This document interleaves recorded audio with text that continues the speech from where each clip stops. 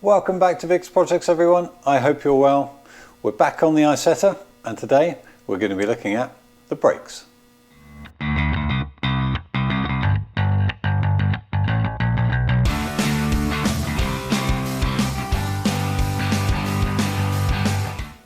So if you saw the last episode, we completely stripped down the chassis, took all the components off, and now we're going one by one and sorting those out.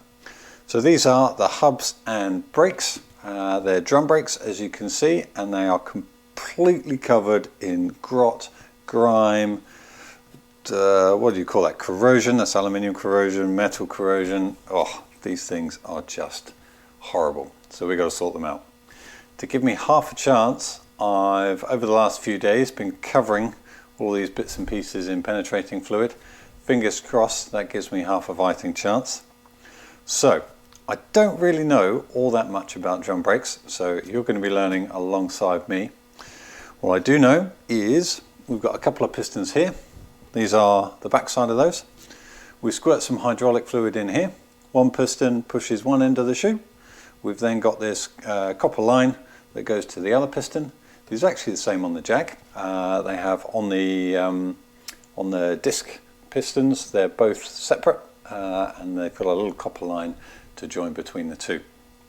So fluid goes in there, pushes one piston, comes through there, pushes the other piston, and then you have your bleed nipple, which goes at the top so that air can find its way out.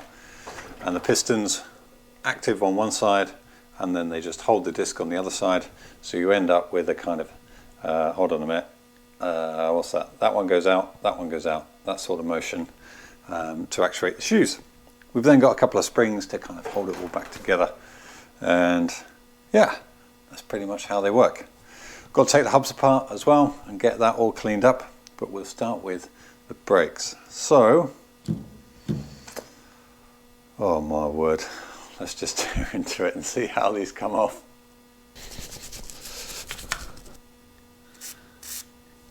A little bit more for luck.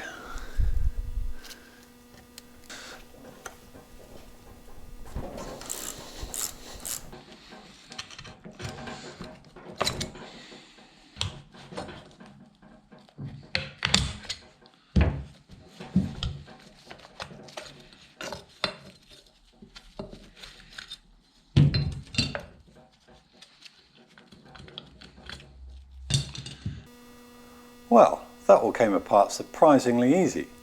The only casualty that I had is this slave cylinder.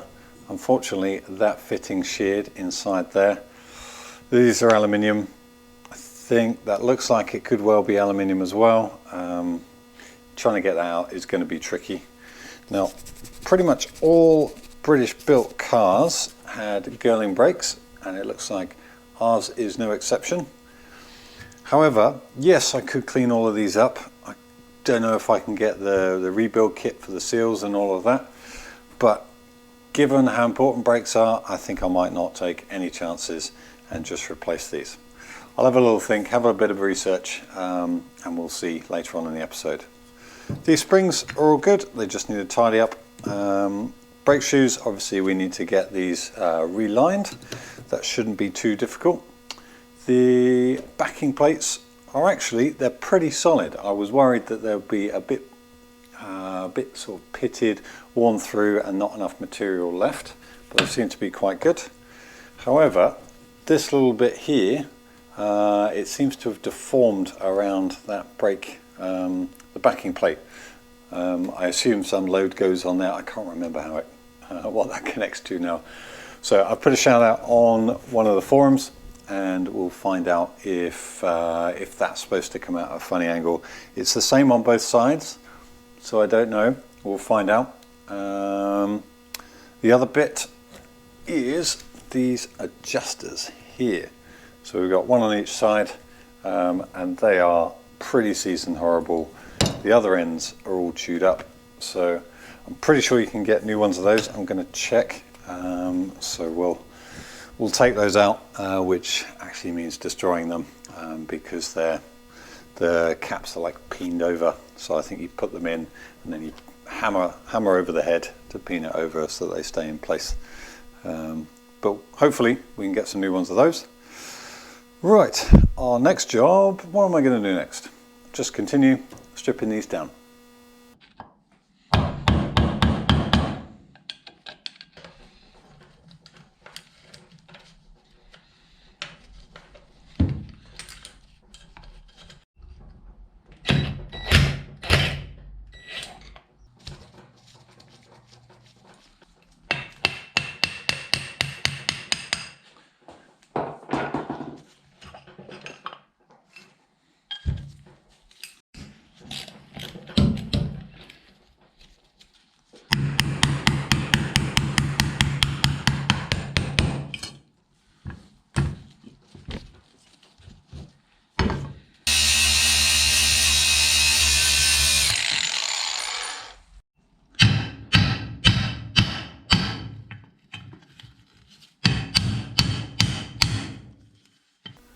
Well, after a couple of hours work, our brakes and hubs are all apart and ready for restoration. So I'm going to enjoy a well-earned cup of tea. Except I still need to do the rear.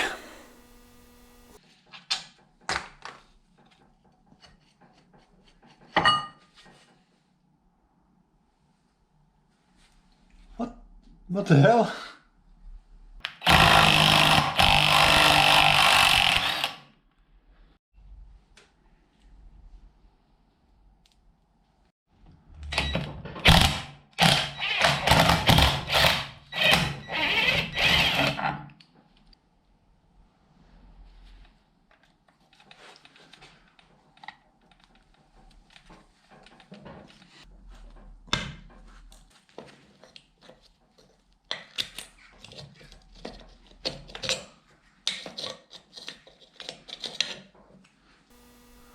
Well, considering the age of the car and how rusty a lot of that looked, that actually wasn't so bad, disassembling all of that. But now we've taken it all apart, the real job starts, which is either repairing or replacing. The shiny bits have arrived, so it's time to get assembling. Now, before we get carried away just throwing components onto these, we need to figure out which side of the car these both live on, and also which way up they sit. So I've checked the manual a couple of times. I'm pretty sure, and hopefully we're not going to come back and have to do a load of work, but I'm pretty sure that this pickup point that we reinforced for the suspension goes at the bottom and at the front. So before we go any further, I'm going to mark these with left and right.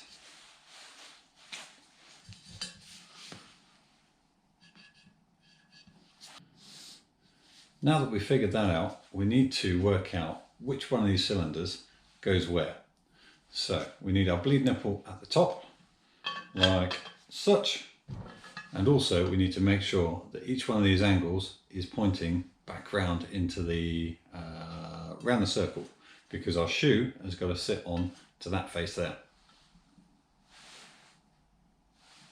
I hope that's right. So, interesting fact, though I guess it does depend on how you define interesting. Either way.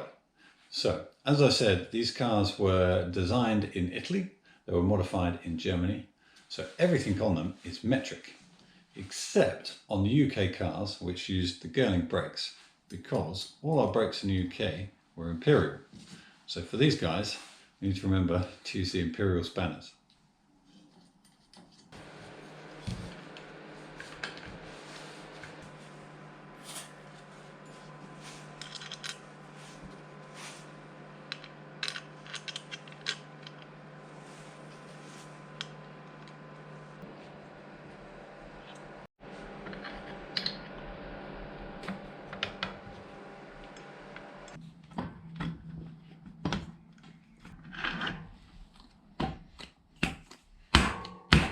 Now we've got the wheel slave cylinders installed, it's time to install our master cylinder.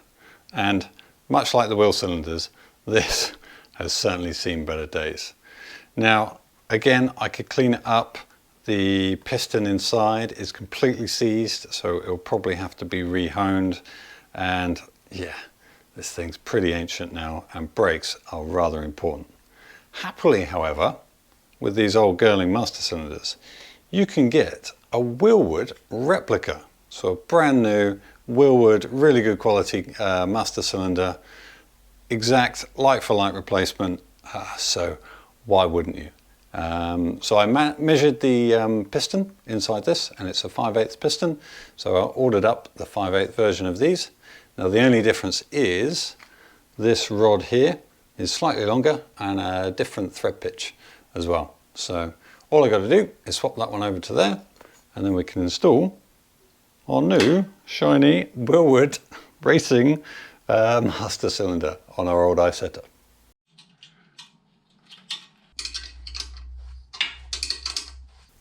With our master cylinder in, I've also connected up the rod and our refurbished pedals. We've now got some brakes. Well, we've got the front part, we've got the wheel cylinders. All we really need to do now is turn these into things like these and join it all together. So this funny little brake line here, that actually goes down here and connects those two wheel cylinders together. Now how do we make these? I've done a whole nother video on doing brake lines throughout the Jaguar Mark II, so you can check that one out where I go into everything in a bit more detail. I'll just do an overview here. Now how do we do it? A few simple tools. We need something to cut our brake lines down to size, something to bend them. Now I don't really use the larger one anymore. This one creates a really nice tight radius, which seems to be better for most of the stuff that I've done. And then you also need quite a specialist flaring tool for the ends. Now we'll see all of those in action in our montage of putting these together.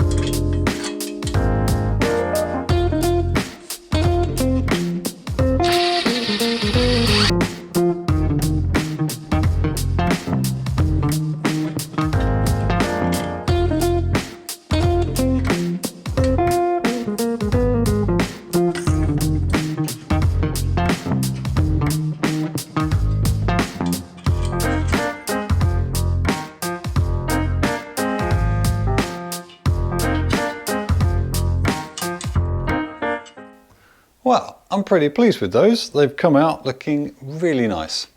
Except the first one you saw me make, I had to completely redesign that because I needed to route the lines running to the rear through that hole. Anyway, that was nice and easy. Now we've got our hard lines, we now need to jump across to the wheels which move, the two at the front and the one at the back, and that needs some flexi lines.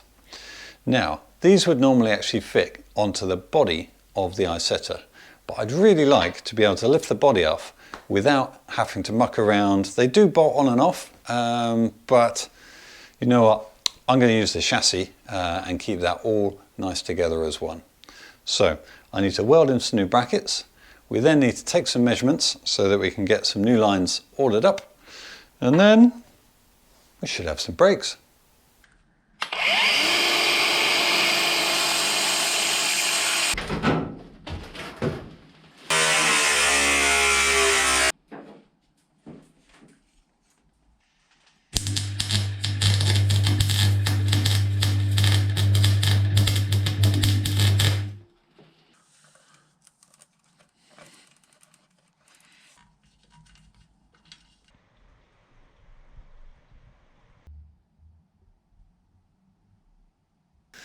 and we're on our wheels again. And this time it not only rolls, but it stops. And crucially, all the hydraulic fluid is kept inside the system, which took a little bit of a while going around making sure everything was just nipped up tight enough and we didn't get any spurious leaks. So really excited. All the braking system is not quite done yet. There's one crucial component that we're missing, and that is this manky, horrible old handbrake that lives about there, but we'll look at that another time. I've really enjoyed doing this. It's great to get to this milestone. I hope you've enjoyed coming along the journey with me. So that's it for now, and we'll see you next time on Fixed Projects.